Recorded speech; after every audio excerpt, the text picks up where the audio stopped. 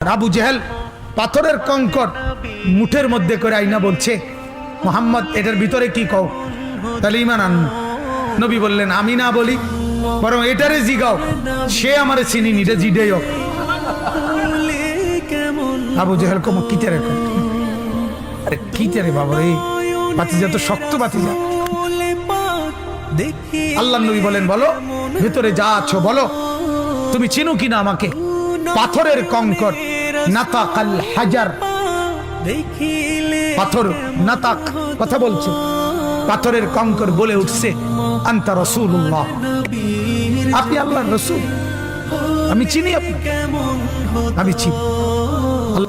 এক গ্লাস দুধ 120 জন সাহাবী পান করছে, এটা নবীর মুজিজা না?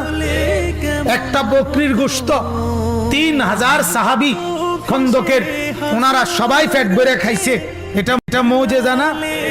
এক মগ পানি, মানে এই বদনার তলে অল্প কদ্দুর পানি, এইটুকু পানি কূপে ফেলছে, 1400 সাহাবী গোসল করছে, অজু করছে, উথলে ওটা পানি। এটা কি নবীর মুজিজা না?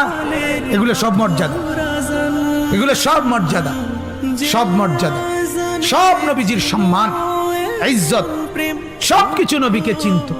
জামাদাত, হাইওয়ানাত এবং জিন, ইনসান, কুল কায়নাত আল্লাহর নবীকে চিনত।